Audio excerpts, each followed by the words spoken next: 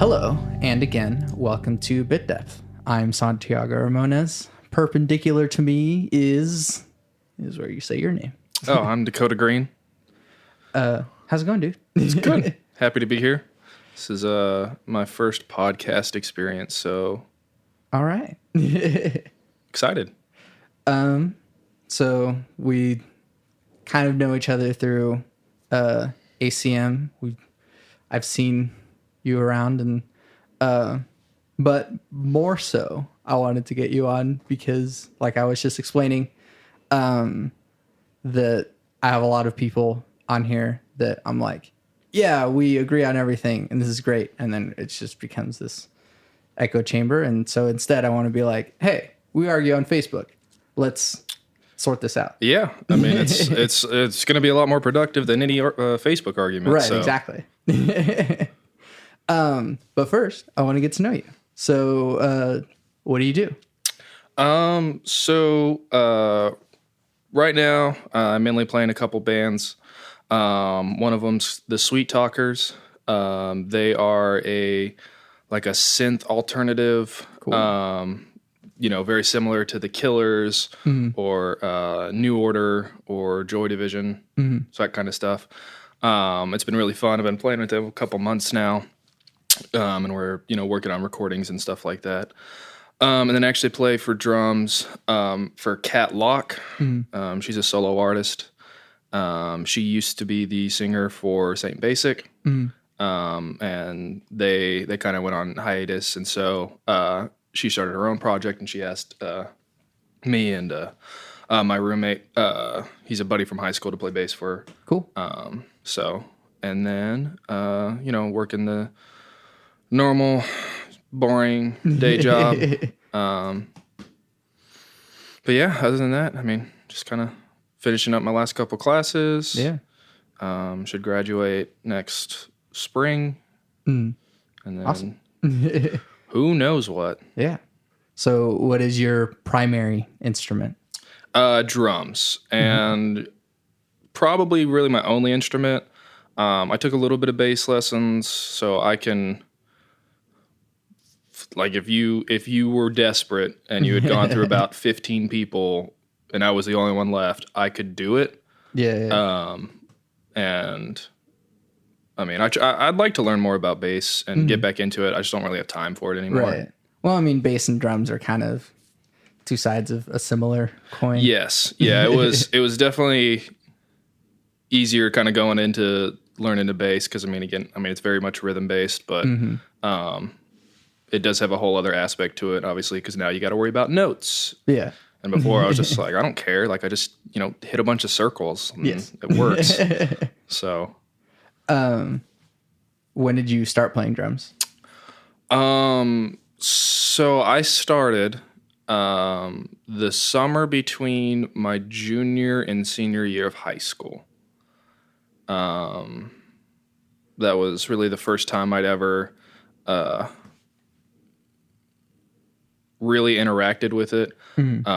Growing up, I was a sports kid. So, that took up pretty much all my time. Yeah.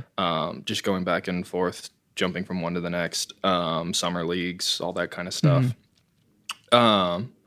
I tried to do guitar one summer back in grade school. Didn't work out very well. I still have that guitar. Costs like $50. Like a first act thing or whatever. It's from some, it's from a company that you will legit have never heard of. Right. And they probably put out like 100 guitars and went under. And then in first grade, I did like the typical piano and violin lessons. Okay. Which I actually nowadays I wish I would have continued. Yeah. Maybe not. Piano would have been really nice, but honestly, violin is something that I have thought really hard about trying to get back into because, I don't know, even though I've been played mostly in rock bands and I really like rock music, I also really like pretty music. So, violin's a beautiful instrument. Oh man. And you can even use it in rock music. Yellow Card. Yeah. Yeah, they had a lead violin, so it was great.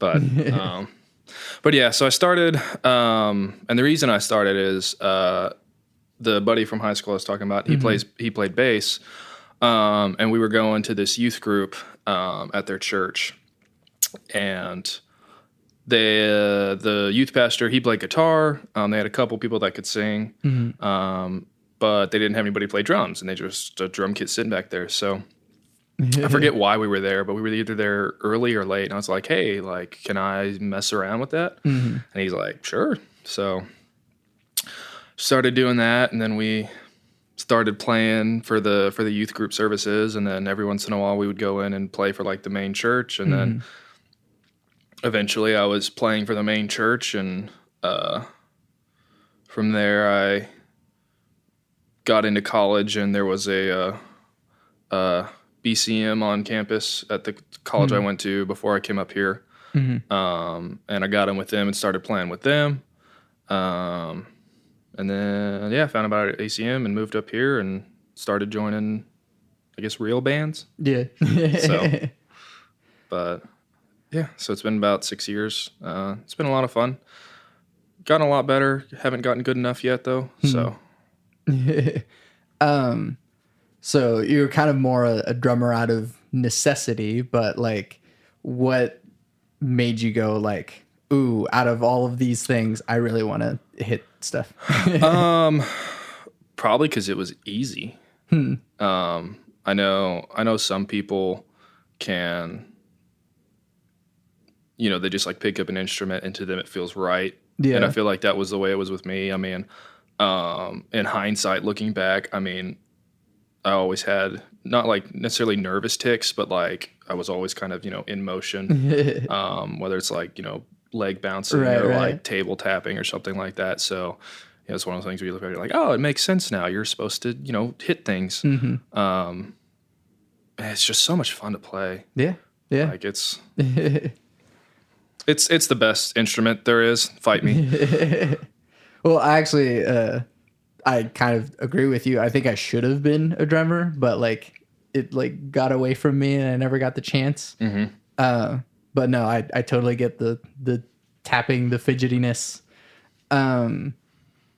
So what made you decide to go to school for music? And you had said that you went to a different school. So. Yeah. So I went to Southeastern Oklahoma State University for 2 years, just because that was the town that I graduated from. So it was there. And I had no idea what I wanted to do.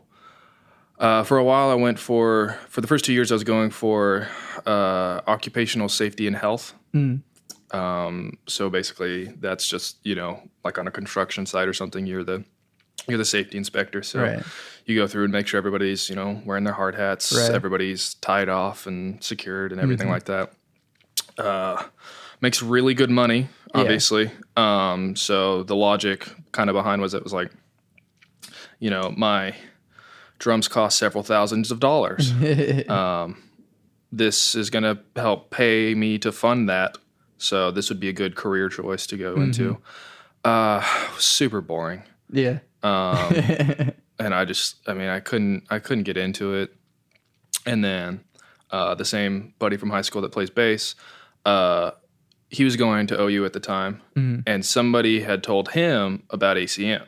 And so I told my parents about it, and we came up and, we visited, we toured and stuff like that. And at first they were like, any parent that's like, well, going to school for music, like that's not going to put you anywhere in life. Cause most of the time they're not wrong.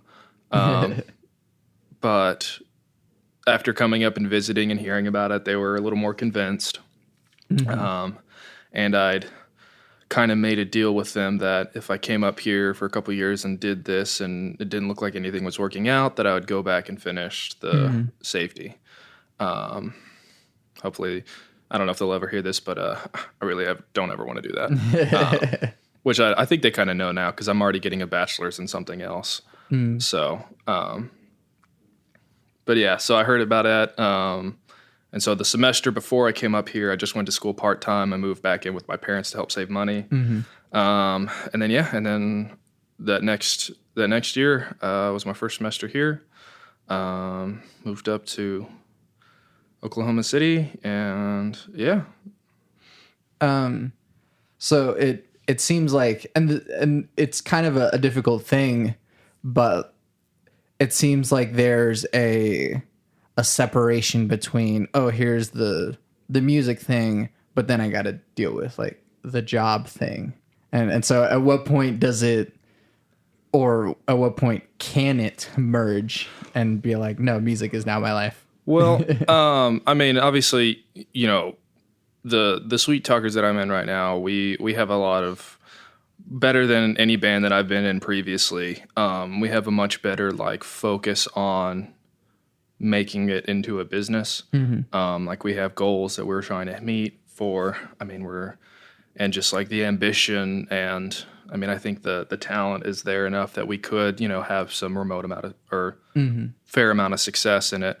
But I mean, if for any reason, you know, that doesn't work out, more and more lately, I've gotten this urge to start my own venue. And so I've gotten, over time, I've talked to a bunch of people who've been interested in it. And again, bringing back, probably talk about him a lot, but my buddy from high school, he works as a chef, and a couple of his coworkers want to do their own thing as well. So we've talked about the idea of opening up our own restaurant venue. And trying to really focus on making an all ages venue, because that is very much lacking here in the metro area. And right now, I think we're kind of hoping to try to do Norman, just because that's where we all live right now. But I mean, you know, you have Campus Corner with all the bars, and there's a Main Street that has a couple bars on there too. But I mean, you've got the entire OU campus of 18, 19, 20-year-olds. Yeah. That, you know, I mean, some of them probably have fakes, but that's an entire, I mean, that's a massive market, especially because freshmen have to live on campus. And I mean, there's just nothing being catered to them. So, and I mean, even, not that I necessarily want a bunch of high schoolers running around, but I mean, even high schoolers, like, and so I feel like I know enough people in the music industry that we could really get something cool going and have a venue that like bands are excited to play and like are happy to be a part of and help build, because they can see that it's building a community. So, but God knows when that'll happen. But I mean, I think that since you have this community through ACM, through Norman and stuff, I feel like, a lot of people are really wanting that, because as we were just kind of talking about, like it's annoying to have to like bug a venue and be like, hey, I'm trying to play my music here, and then they just never get back to you. So who were some artists that you were listening to around the time that you started, and then who are you listening to now that inspire you to be a better drummer? So I guess I'll start off. So my biggest drummer role model, the one that I've pretty much modeled, I think, much of my style after, is Ronnie Vannucci of The Killers. The man's nuts if you watch him live. And just trying to like, even just like listening to stuff on the record, sometimes it gets lost, but I mean, the dude's insane. I saw him a couple years ago in Dallas, and my favorite memory is, so his cymbals that he uses, he has, all of his crashes are 22 inches, and then he has a 24-inch K-Light ride. And I mean, just the whole show, these massive cymbals are just like swaying the entire time. And it's beautiful. And so I'm not quite there. I've got a 22-inch ride and a 20-inch crash. And then his hi-hats are like 18 inches or something. It's absurd, but I love it. And actually another one that I've at least like really come to understand and kind of respect more is actually the drummer for Kings of Leon. Um, it's not Nathan. Nathan's the singer. Or no, it is Nathan. Yeah, Caleb's the singer. But his style, which I kind of link to, is very closer to like the Ringo effect, where it's much more simplistic, but that's what the music demands, is a more simplistic style. I mean, as much as I'd like to be Travis Barker, I just, you listen to a song sometimes and you're just like, there's a couple times I'll go to local shows and our Hiller drummer and they'll do a fill like every 16 measures. Right. And I'm just like, or not even that, like every 8. And I'm just like, oh, you're just killing the song right now, man. Like, you're so distracting because you want to look cool that you're just ruining the music. And it sucks. But as far as bands that I listen to, I was really big into the Foo Fighters, obviously the Killers. I mean, you're wearing a Foo Fighters shirt right now. So. I am. And again, Kings of Leon. Trying to think of who else. Yellow Card. I was really big into them. Coldplay enough. I have some pretty good respect for Coldplay. Again, I like pretty songs. Yeah. As much as I like, rock songs. So they've got some solid pretty songs. Yeah. And then now I've gotten into, like, I don't know if you know Churches, Broods, Purity Ring, Lights. I'm a big fan of Lights. They're all like female-led electronic groups. Cool. Which I kind of have a soft spot I've discovered. And then who else? Well, and then a lot of local music, honestly.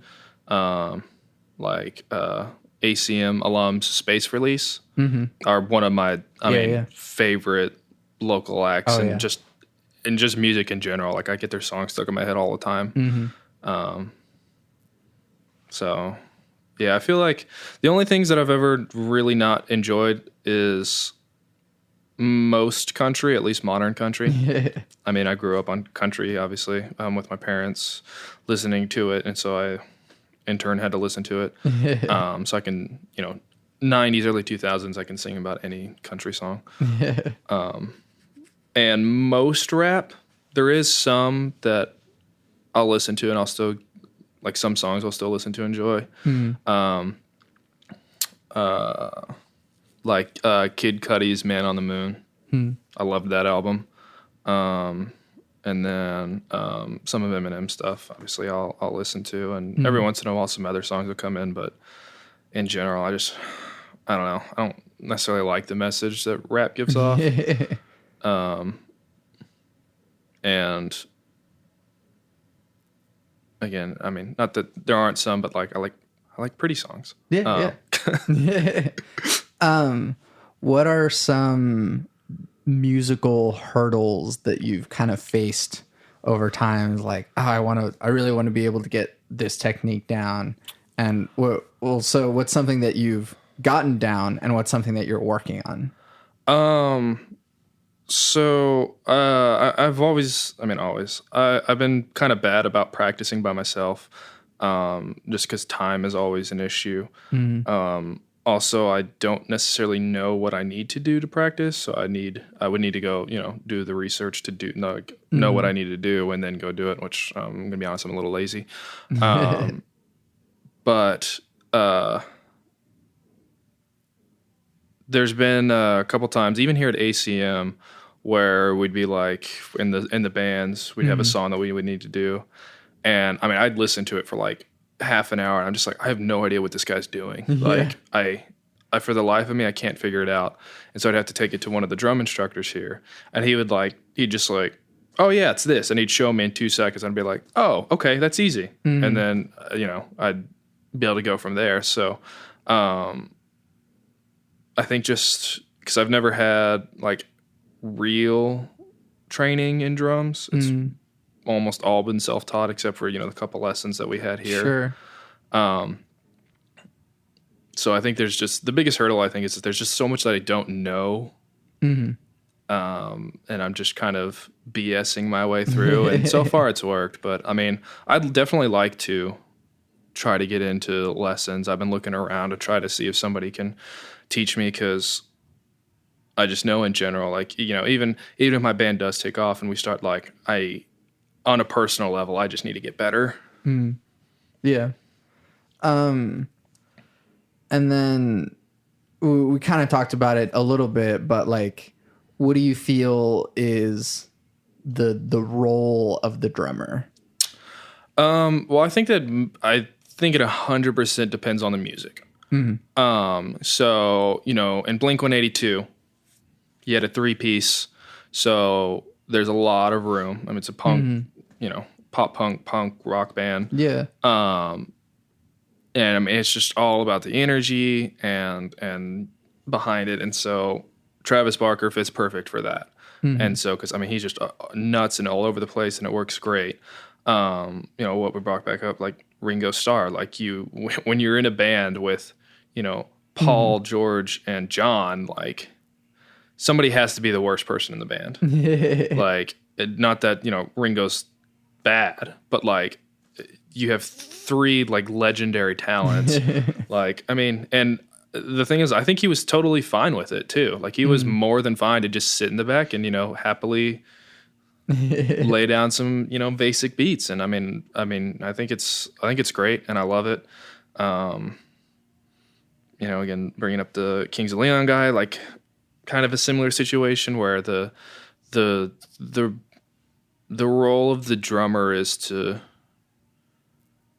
almost even set the tone for the music, I think, mm-hmm. because, obviously, like when you're playing live, like you're keeping time. So that's a big thing that mm-hmm. affects the tone of the music. But I mean, your dynamics affect the tone of the music mm-hmm. probably more than anybody else. Yeah. And I mean, if you have more simple beats, then you're leaving air for everybody else to breathe mm-hmm. and to be able to do their stuff. And obviously, if you're just doing more complex stuff, again, depending on your type of music, you're going to muddy the water some. And mm-hmm. again, maybe it needs it, maybe it doesn't. But I don't know. I'm biased, obviously, but I feel like the drummer's extremely important, maybe more so than others. But and kind of thinking of some of the artists that you've been mentioning, it seems like, to make this broad statement, it seems like rock is mostly gone. Like, the heyday of these legendary rock bands is kind of gone away. Is rock dead? I mean, I definitely don't think so. I mean, I think it's from the mainstream, but I mean, nobody likes the mainstream. I mean, I didn't get a chance to go see them, which I really wish I did, but Arctic Monkeys just played at the Criterion. I mean, they're great. Yeah. Although I don't know if I was super a fan of their newest album, but I mean, all like their last couple before that, because I think their newest one, if I remember it correctly, it was much more mellow. I need to listen to that. Okay. Because I think I listened to it once, and again, it wasn't like a thorough, like sit down listen to. I just had it playing like in the background when I was doing something, and I kind of was like, wait, is this a different song? I feel like it kind of sounds like the same as the one before. But hey, they're nationally or probably worldwide touring, so what do I know? But no, I definitely don't think like rock music is dead by any means. I think I think it is more here in Oklahoma City. At least like that Foo Fighters type of rock, because we've got a big metal scene here. Yeah. And then there's like the more indie alternative in Norman and stuff around, but. Because before the Sweet Talkers, I was in a rock band, Pluto Rest in Peace, and we never found like super great success just because it didn't seem like the music that we were playing was really what people were wanting in this area. Yeah. We were,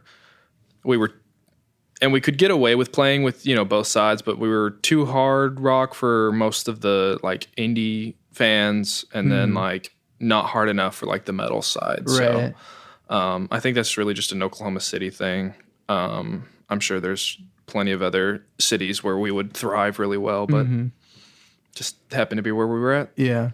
Well, it's something else that I wanted to ask about is like, what is it like trying to be a rock band in,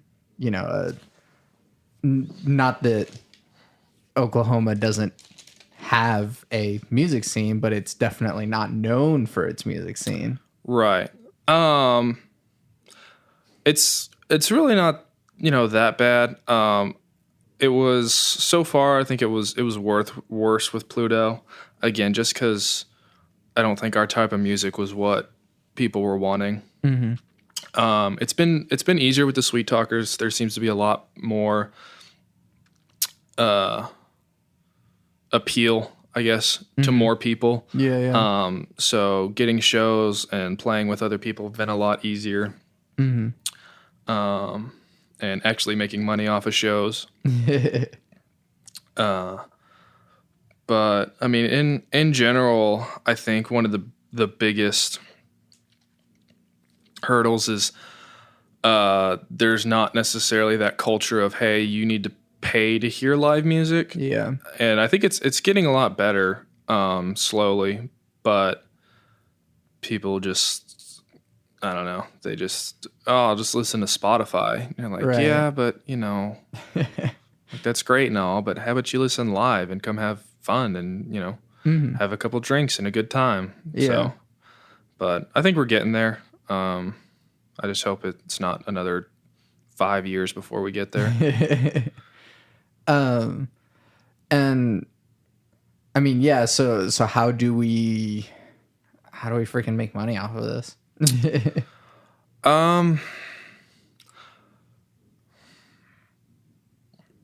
a good question. I think it's just kind of obviously, the music has to be good. And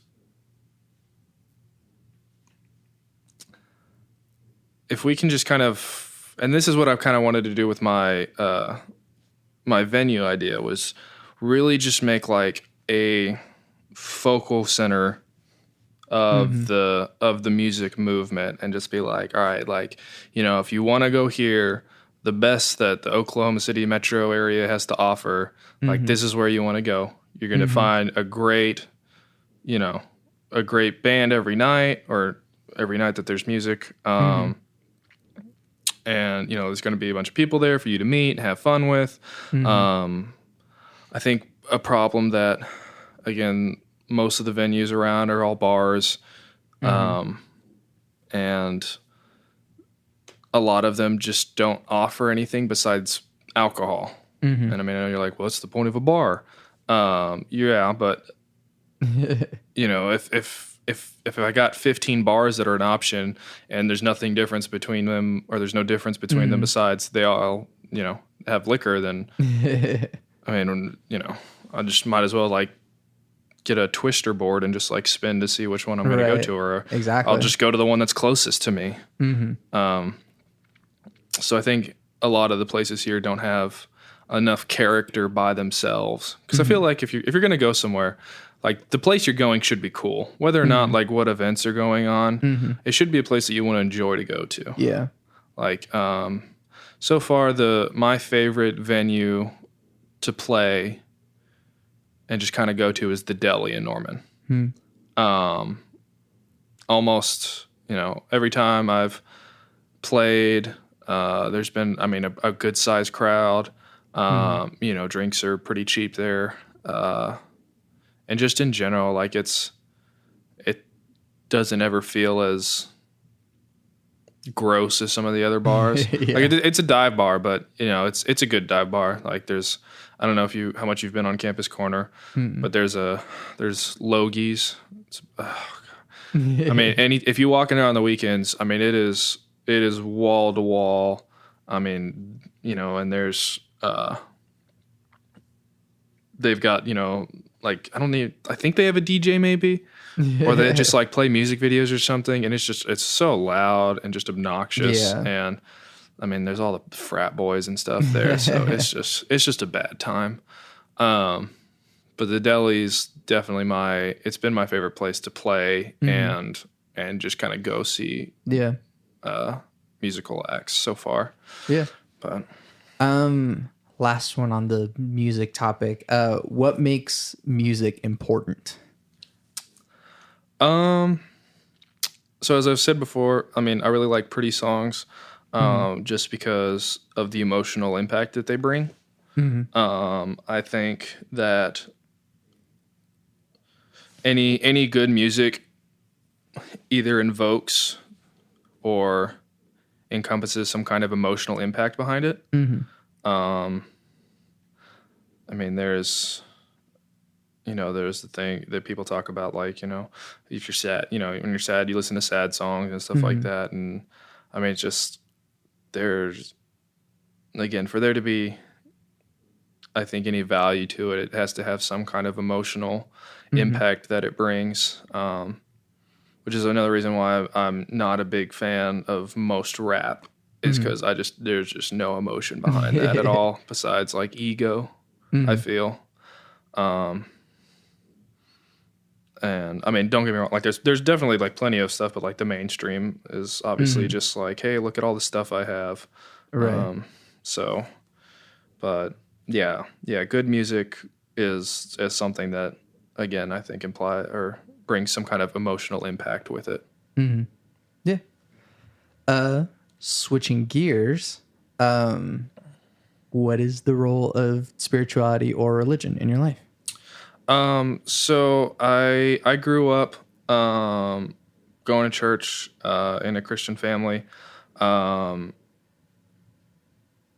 With my current work schedule, I don't ever get to go to church very much because I work on Sunday mornings now. And moving to Norman, I wasn't really new place, stuff like not work schedule. I didn't have any like groups to plug into or anything like that. So it's I don't really like that, but it has become a backseat kind of thing. And I know it needs to not necessarily be.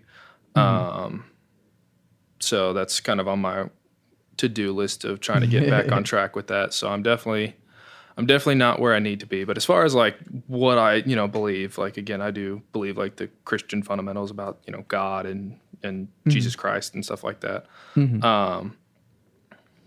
And so, yeah. And again, I'm not where I know I should be, but I am trying to get things to go in the way that I can get back on track. So, what is your definition of God? So I mean the base, I mean, is just the higher being, the intelligent design creator of the universe. Going through, and I've they talk about, and me and my roommate were kind of having a discussion about this the other day. I mean, he also believes as well. But we were talking about how there's most people, whenever they're like, oh, you believe in God, and you're like, oh, like, so you just deny science, and you're like, well, no, not really. I mean, there's beliefs, you can still believe in God and believe science at the same time. Like there's definitely some people that don't get me wrong. Right. But like, it's like believing that, beings adapt to their environments. To deny that is just foolish. I mean, you spend a summer in Florida on the beach, your skin's going to get darker. Like, that's adaptation. Like, so, again, and there's nothing that the Bible says, like, no, like, things don't adapt. So, again, it's just, but at the end of the day, like, I see the complexity of life and the processes behind it. And to me, the answer is somebody had to have planned it. So, and I will never, in my feeble human brain, have any understanding of, or comprehension of this being or their thought process or anything like that. But, I'm okay with that. So,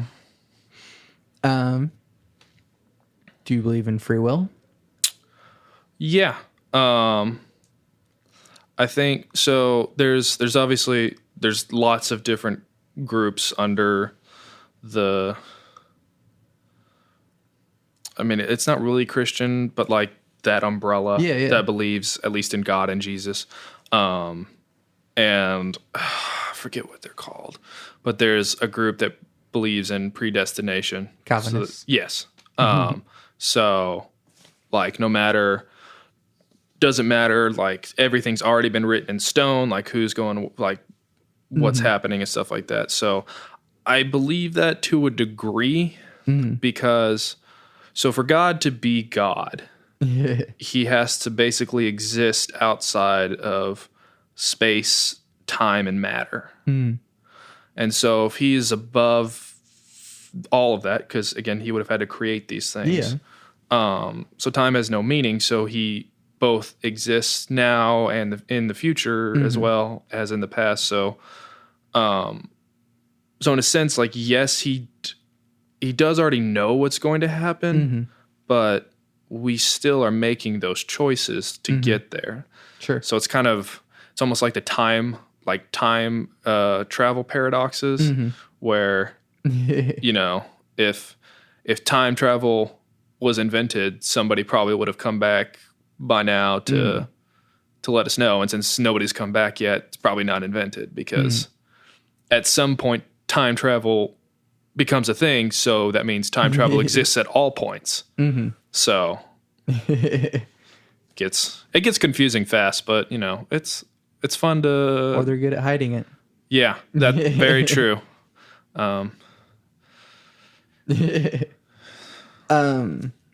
So given all of the Christian fundamentals, what is good behavior? This is a question I ask everyone. It's just like, what is good? So it's kind of, I don't know. I mean, that's obviously a big question to unpack. If you want to get really down into things, yes. What is good from a human perspective? Nothing. So the core of Christianity, and which none that I've heard of, pretty much sets it apart from any other religion that exists. Maybe besides, well, even Judaism is still kind of along the lines, is that there is nothing you do in your life, whether it be good or bad, determine or affects your fate. So, you can be the best person that's ever existed, but it doesn't matter because you've still done evil. And that's the biggest part about Christianity is like a huge misconception is that if you do good things, you go to heaven. If you do bad things, you go to hell. That's not true. Basically everybody, no matter who they are, is already on that path to hell. Like because for God to be God, he has to be a perfect being. Imperfection cannot exist in his presence. And so, if you cheated on a math test, and I know people are like, well, that's not really hell worthy, but it's not that sent you to hell. It's that humanity is technically already on that path. Like that is where we are going, unless, again, and this is where Christ comes in, is that he came down to take our place and die and pay for our sins and stuff like that. So only when we recognize that there is not a single thing that we can do ourselves to save ourselves, that when we go through, and that's when they talk about like asking for forgiveness for sins and stuff like that. And so that it's that point where, again, you realize, like, I cannot do this. Like, Jesus alone, you can do this. I need you to help me. I need you to save me because and that's when, I don't know how familiar you are with like the church lingo, but that's when people talking about like surrendering their lives. It's like I just like, it's in your hands. Like I can't do this by myself. I need you to save me. So, and I think that is a very focal, major point of Christianity that is either just not known about for most people that haven't grown up. Even people in the church, man, don't know it. It's pretty crazy. So, so given that, what should we do in the world? I mean,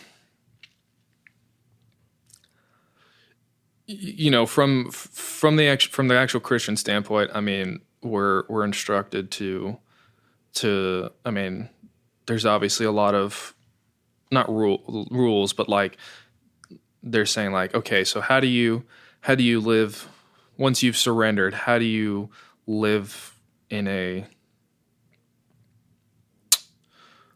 what's the right word for it? Or I guess how do you live a life that positively reflects Christ? I guess. Yeah. And so, I mean, one of the biggest things that people like to talk about is, love your neighbor, obviously. And so, through I guess like the Christian goal through like missionaries and even just like daily things is to try to show the love of Christ who came down to save them from certain peril and suffering, and share that love with other people and telling their story and stuff like that. So, I mean, that's far. I mean, again, as far as if you want to pull religion out of it, I mean, it's kind of funny because I mean, even again, I hear a lot of people, have a lot of things to say about Christianity, and a lot of them aren't necessarily positive, right? And I can't necessarily blame them because there's a lot of people that walk around saying like, about Christianity, and they definitely do not show that kind of love of Christ. But I kind of lost my thought. Zooming out from religion. Yeah. There's just like in general, there's just like good principles to live by. I mean, even like part of the 10 Commandments, like, yes, a lot of them were about, God, but I mean, again, a lot of them are just like, hey, don't steal from people. Yeah. Don't murder other people. Like that's not okay. Again, love your neighbor.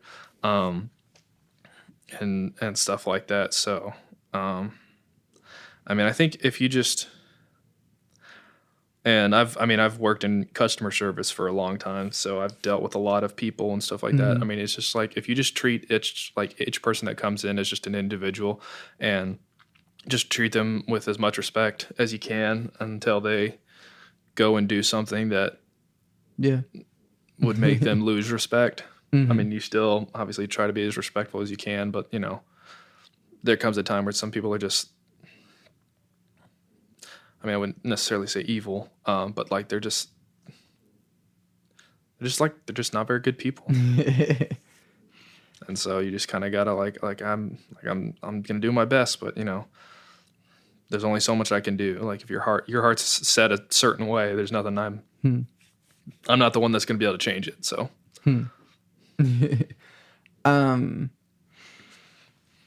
Then,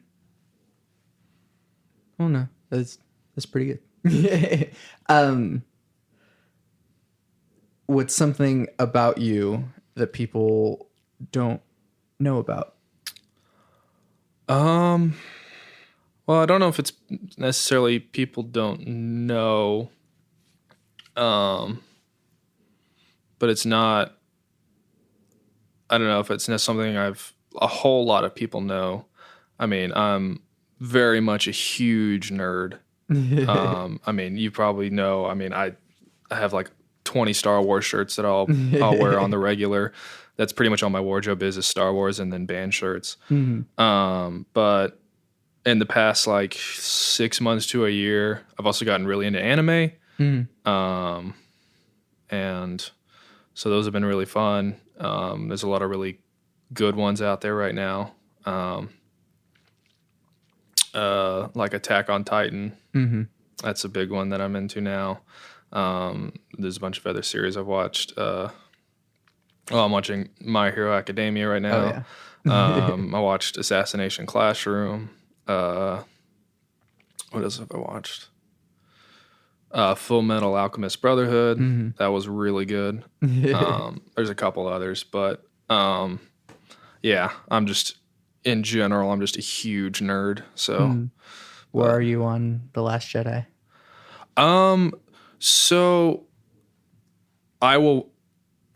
my love of Star Wars is so much that anything Star Wars I will take a part of. Sure. Excuse me. So I have a lot of issues with The Last Jedi, mainly because I read the extended universe books. I mean, almost all of them. I've got like 50 of them in my house.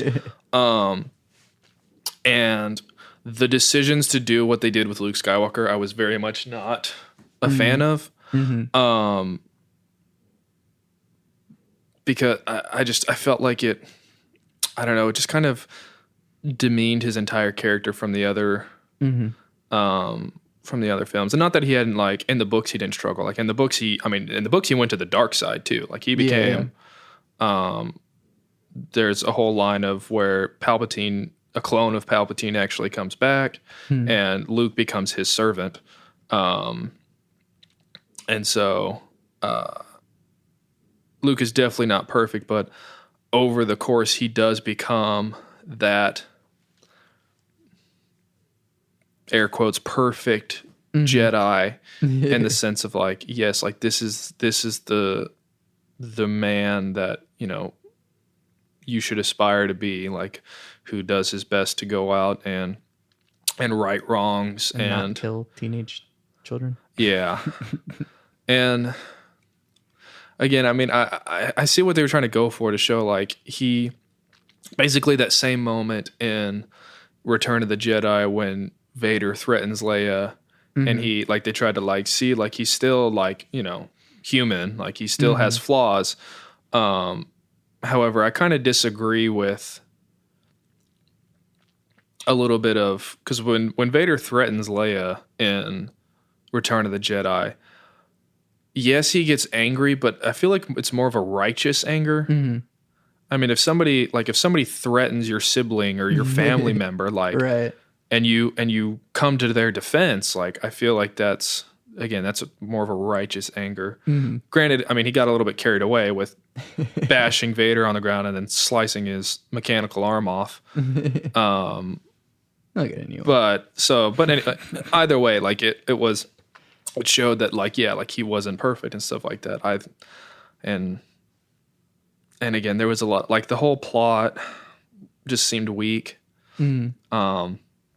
There was a lot of just like inconsistencies from the books, or that was like stuff. And again, obviously Disney threw the books out, but there's a lot of things that were like established as far as like hyperspace and how that worked. Yeah.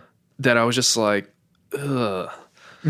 Like, you know, whenever they jump to hyperspace to leave the planet and they like come out of real space or come back to real space, all of a sudden, like the new or the First Order is in front of them. And I'm just like, that is physically impossible. Like, there's like, I mean, how? Just how? And that quickly too. And then there's the tracing through hyperspace, which I don't think there was really ever. I'm trying to remember if in the books there was ever like a situation where that, like they definitely had trackers and stuff like that. Where basically, I think the way it worked though is that like you still couldn't do it while in hyperspace, but whenever you came out of it, it would basically send a ping out. So like, you know, like you're basically invisible and then you come out and it sends out a sonar ping and that's when they're like, oh, there they are. And then they can just jump to you. But you could still like space still had hyperspace lanes. Like it was still like a highway system. So you could like, you could say like, all right, so they left here in this direction. So there's only like so many areas that they can go to along this straight hyperspace path. Yeah. And you could sometimes like judge from there, like where they may go or stuff like that. But it definitely made it a lot more difficult. I feel like the science of Star Wars is difficult to get behind in the first place, and that's a lot harder to. Yeah, definitely in the movies they've bent it. In The Force Awakens, there was one scene when they're going to Star Killer Base in the Falcon, and they like drop out of hyperspace like 100 yards from the ground. Yeah. So in the books, that would basically be impossible because the way like hyperspace and stuff works is there's gravity wells around planets and stuff like that. So you have to come out of it far enough away. Or the gravity well will pull you out of it. Because like once you hit that gravity, then it will yank you from hyperspace. And so there's no way that they would have been able to get that close to the planet. That's why they actually built these ships, the Empire did, that projected artificial gravity wells. And so there's a lot of instances in the books. So you could like around them. Yeah. So you could either like if you had like an informant or something that told you like, hey, they're going to be coming on this hyperspace route, you could set up your fleet there, and as soon as like they start getting close, you flip on the wells and their entire fleet drops out of hyperspace. Yeah. Totally like ambushed. Or you can, if you like know you have a superior fleet, you could turn those on and then they can't escape.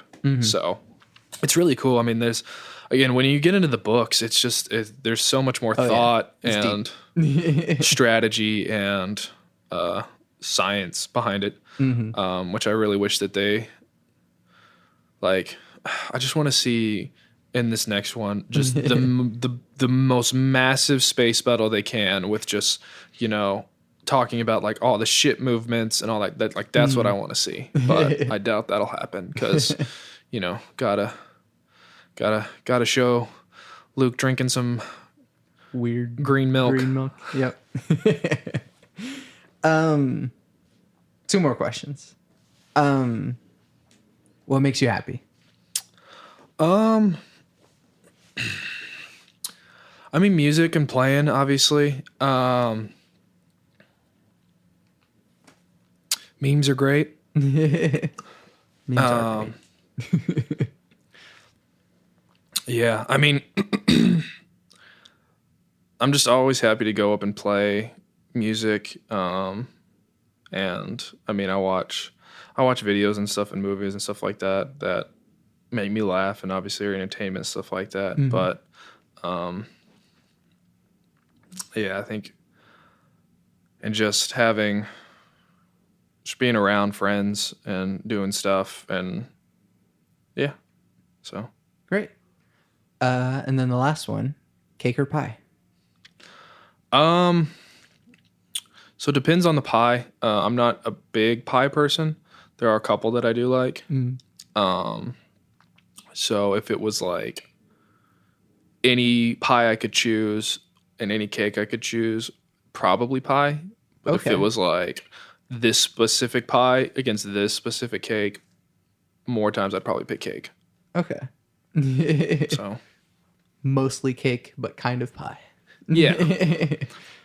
All right. Well, but cool. Ice cream over everything. Oh yeah. All right. But then you get like ice cream cake or like frozen pies. That's and true. That's true. Blurring the lines. I've gotten into deep stuff about that. Anyways, Dakota, thank you for doing this with me. Yeah, no, it was fun. Plug your stuff. Where can we find you and your things? So, Sweet Talkers Music, Instagram, I think they have Facebook too. It's not used quite as much, but definitely do it on Instagram. You can find a couple demos that they have, or we have, at sweettalkersmusic.com. Again, I play for Catlock. I think hers is at Catlock7. She's got an EP release show coming out on the 20th at the Speakeasy, I believe. Cool. The next Sweet Talker show should be the 28th at the Resonator in Norman. Cool. So come out. It'll be spooky. And me, I'm on Instagram as well at fake Dakota Green. I don't really post a whole lot besides like show posters, so I won't feel bad if nobody follows me. I understand. But yeah. I guess you can also, if you want, go listen to my other band, Pluto Rest in Peace. We've got 3 songs and a cover on Spotify. So if you want to do that, and if you want to follow it, you can too, at Pluto Rip Band. But not much is going on there right now. But Rip, yeah, Pluto Rip, fitting. Again, thank you for doing this with me. I'm Santiago Ramones. I'm Dakota Green. You can find everything that I do on my website, santiagoramones.com. I make music. You can download or pay for my demo. It's free, or however many monies you want to pay for that. That's Songs with Words demo. And there's also my podcast, which you are listening to right now, which you can find on Apple Podcasts, on YouTube, or on Stitcher.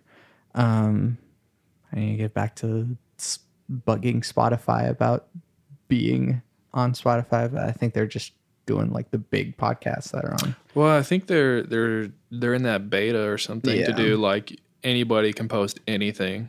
Yeah, no, it's not quite there yet. Yeah. Hopefully soon. Yeah.